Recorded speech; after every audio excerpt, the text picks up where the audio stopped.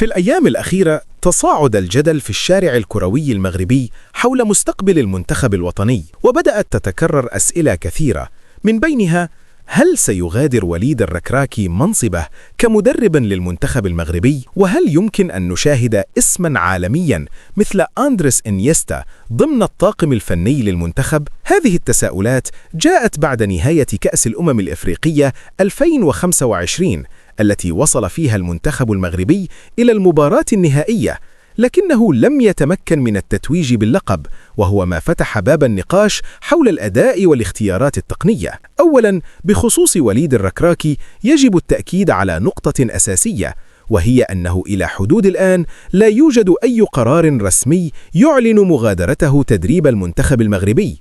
الجامعة الملكية المغربية لكرة القدم لم تصدر أي بلاغ في هذا الشأن، كما أن المدرب نفسه لم يعلن رحيله.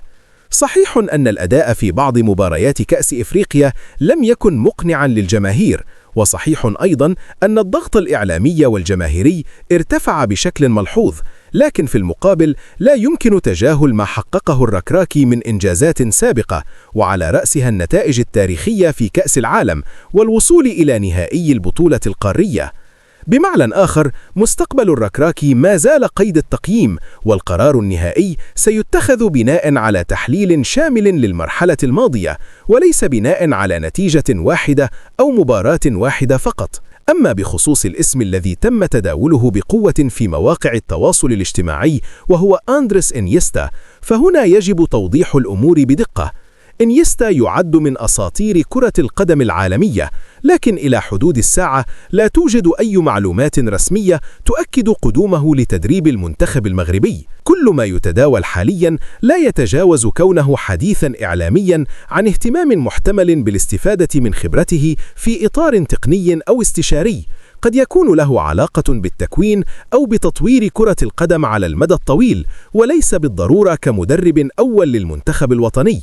وبالتالي فإن ربط اسم إنيستا مباشرة بتدريب المنتخب المغربي هو أمر سابق لأوانه، ولا يستند إلى معطيات رسمية واضحة. السؤال الحقيقي الذي يجب طرحه اليوم ليس فقط هل نغير المدرب أم لا، بل هل نملك مشروعا واضحا؟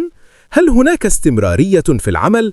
وهل يتم تصحيح الأخطاء بشكل هادئ وعقلاني؟ التغيير قد يكون حلاً في بعض الحالات، لكن الاستمرار دون مراجعة الأخطاء قد يكون خطراً أكبر. في الختام، يمكن تلخيص الوضع الحالي في النقاط التالية: وليد الركراكي ما زال مدرباً للمنتخب المغربي، ولا يوجد قرار رسمي بإقالته.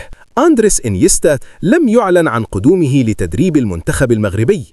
المرحلة المقبلة تتطلب قرارات مدروسة تخدم مصلحة المنتخب على المدى القريب والبعيد. والآن نترك لكم النقاش: هل تؤيدون استمرار وليد الركراكي أم ترون أن التغيير أصبح ضروريا في هذه المرحلة؟